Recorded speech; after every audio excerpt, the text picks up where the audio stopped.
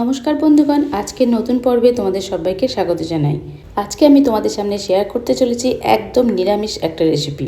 এখন বর্ষাকালে প্রচুর গাছ এই বৃষ্টির জলে খুব তাড়াতাড়ি বেড়ে ওঠে। আমাদের বাড়ির কাছে একটা মিষ্টি কুমড়োর গাছ এত তাড়াতাড়ি বেড়ে উঠেছে আর তার পাতাগুলো বিশাল বড় বড়। তো সেটা নিয়েই ভাবলাম আজকে তোমাদের সামনে একটা নিরামিষ রেসিপি শেয়ার করব। তো তাই চলে এসেছি সেই নিরামিষ রেসিপিটা তৈরি করার জন্য। এই রেসিপিটা গরম ভাতের সাথে এত ভালো লাগে যে বলে বোঝানো যাবে না। তোমরা বাড়িতে বানিয়ে খেয়ে দেখবে, তোমাদেরও ভীষণ ভালো লাগবে। আর এটা তৈরি করতে এমন কিছু উপকরণও লাগে না। এটা একদম নতুন পদ্ধতিতে আমি তৈরি করে তোমাদের সামনে দেখাবো। কুমড়োর ডালগুলো কেটে নিয়ে আসার পর খুব ভালো করে ধুয়ে নিয়েছিলাম। তারপর এবার আস্তে আস্তে এই শীট থেকে এইভাবে ছাড়িয়ে নিতে হবে। তো ছাড়ানোর প্রসেসটা তোমাদের সামনে খুব ক্লোজ করে দেখিয়ে দিচ্ছি। আশা করছি তোমরাও কিন্তু খুব সহজে বুঝে নিতে পারবে, কারণ কুমড়োর পাতা একটু খসখসে হয়। সে কারণে এগুলোকে একটু ছাড়িয়ে না নিলে খেতে কিন্তু মোটেও ভালো লাগে না। এই দেখো, দেখতে পাচ্ছ কত বড় পাতা। হ্যাঁ বন্ধুরা, এত বড় পাতা দিয়ে নানা রকমের রেসিপি কিন্তু খুব সহজে বানানো যায়। তার জন্য তোমরা ওয়েট করো, আমি এরপরে মাছের কিছু রেসিপি তৈরি করে দেখাবো এই কুমড়ো পাতা দিয়ে। সেটাও কিন্তু দুর্দান্ত লাগবে আর নতুন আইটেম একদমই।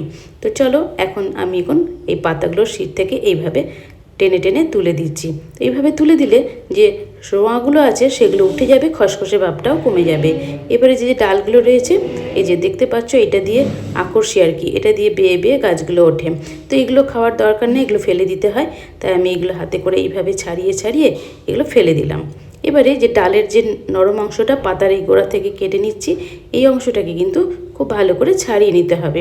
এই জায়গাটা ভীষণ নরম থাকে আর নখ দিয়েই এটা ছাড়ানো যায়। ছুরি, কাঁচি বা বটির দরকারও পড়ে না, এতটাই নরম থাকে। দেখতে পাচ্ছ, এই যে এইভাবে টানলাম, সুতোর মতন বেরিয়ে গেল।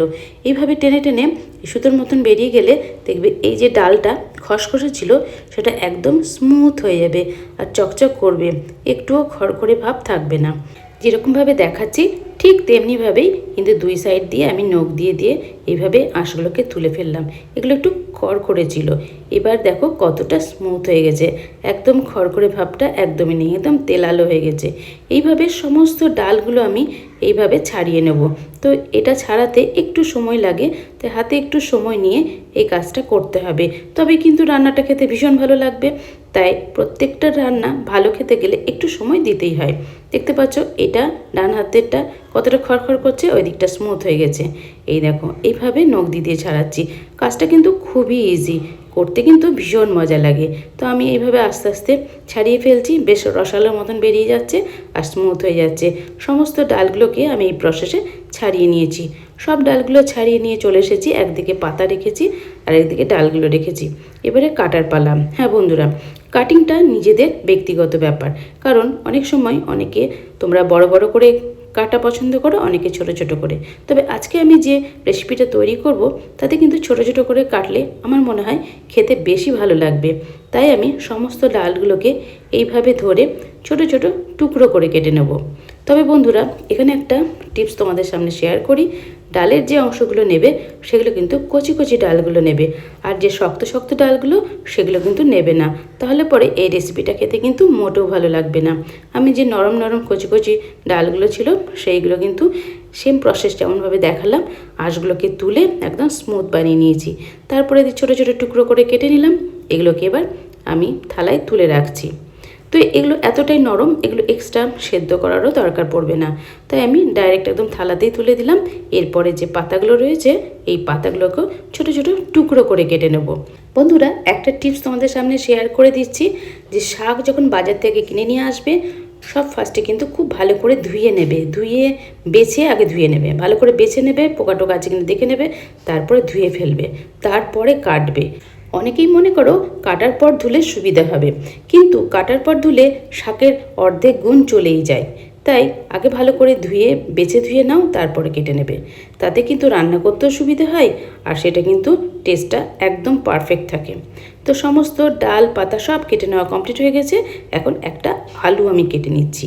আলুটাকেও আমি ফার্স্টে ধুয়ে নিয়েছি, কারণ এখন তো অনেক কিছু আলুতে মাখানো হয় মাটি টাটি, সেগুলো শুদ্ধ খোসা ছাড়ালে আলুর মধ্যে চলে যাওয়ার সম্ভাবনা থাকে। তাই আমি আগেই কিন্তু আলুটা ধুয়েই ফেলি, তারপর খোসা ছাড়িয়ে ফেললাম। চটপট খোসা ছাড়িয়ে ফেলে এবার এটাকে ছোটো ছোটো টুকরো করে কেটে নেব।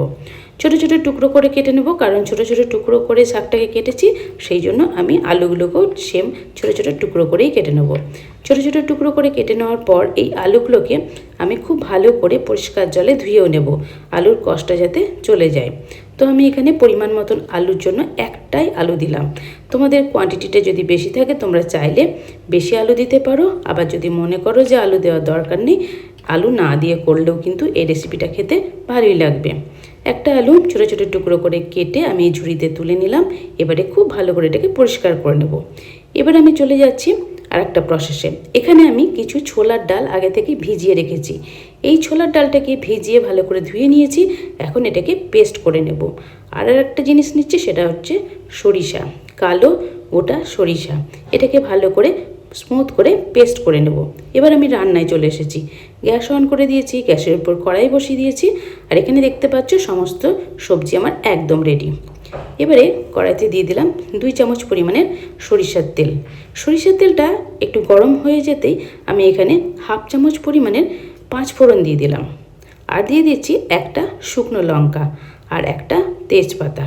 ব্যাস, এবারে এই 5 ফোড়ন, শুকনো লঙ্কা, তেজপাতাটাকে একটু নেড়ে নিলাম, মানে ভেজে নিলাম। বেশ সুন্দর গন্ধ বেরিয়ে গেছে।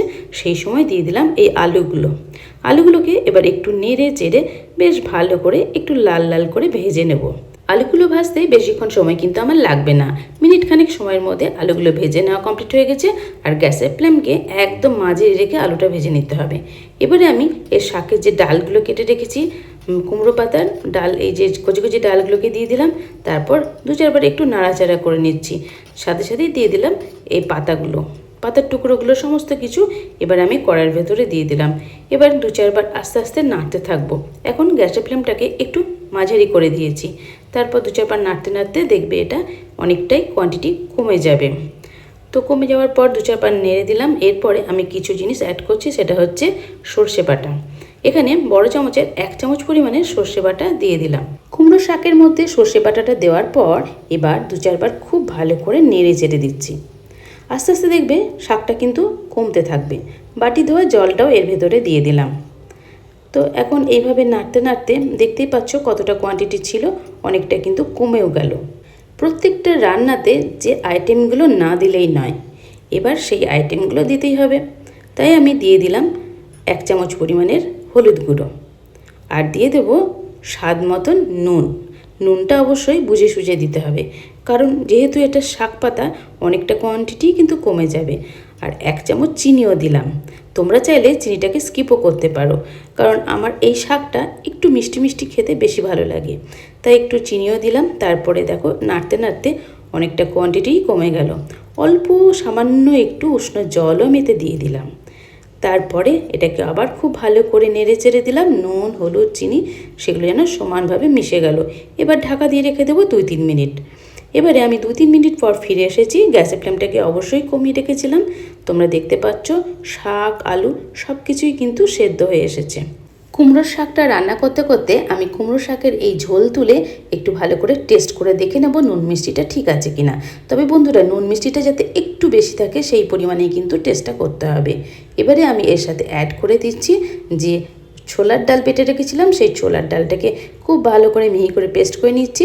ছোটো চামচের 4 চামচ পরিমাণে ছোলার ডাল আমি এর ভেতরে দিয়ে দিলাম, ছোলার ডালের পেস্টটা। তারপরে কিন্তু আস্তে আস্তে খুব ভালো করে নেড়ে চেড়ে দিতে হবে, আর মিনিট খানেক মতন এটাকে রান্না করতে হবে। তবে গ্যাসের ফ্লেমটাকে কিন্তু বাড়ালে একদমই চলবে না, একদম লো ফ্লেমেতে এটাকে নেড়ে চেড়ে একটু রান্না করে নিতে হবে। আর এটা ঠিক এরকম মাখো মাখো টাইপের হবে, তোমরা দেখে বুঝতে পারছো। তবে একটু রস রাখতে হবে, কারণ এটা যখন ঠান্ডা হয়ে যাবে তখন কিন্তু এর মানে জলের লিকুইড ভাবটা অনেকটাই কেটে যাবে আর একটুখানি ঘন ঘন হয়ে যাবে। তাই হালকা পরিমাণের একটু উষ্ণ জল আমি এখানে অ্যাড করে দিয়েছিলাম। তারপর আমি আস্তে আস্তে নেড়ে চেড়ে দিলাম। মিনিট খানেক হয়ে গেছে, এটা কিন্তু একদম কমপ্লিট হয়ে গেছে রান্নাটা। তো এখন আমি গ্যাসের ফ্লেমটাকে অফ করে দেব। গ্যাসের ফ্লেমটাকে অফ করে দেওয়ার পর এবার আমি একটা প্লেটে তুলে তোমাদের দেখাচ্ছি কতটা সুন্দর লাগছে দেখতে। খেতে কিন্তু এটা ফাটাফাটি হয়। গরম ভাতের সাথে যদি এই রেসিপিটা বানিয়ে কাউকে খাওয়াও, দেখবে সে অর্ধেক ভাত এই রেসিপিটা দিয়েই খেয়ে নেবে। তো এখন আমি প্লেটে তুলে নিচ্ছি। দেখতে পাচ্ছ একদম মাখো মাখো এই কুমড়োর শাকের রেসিপিটা দুর্দান্ত লাগে আমাদের খেতে। আশা করছি তোমাদেরও ভীষণ ভালো লাগবে। যদি ভালো লাগে তাহলে অবশ্যই তোমাদের ফ্রেন্ড অ্যান্ড ফ্যামিলির সাথে এই ভিডিওটা শেয়ার করার অনুরোধ রইল। আর অবশ্যই লাইক, কমেন্ট এবং সাবস্ক্রাইব করে আমার পাশেই থেকো। Tata, bye bye.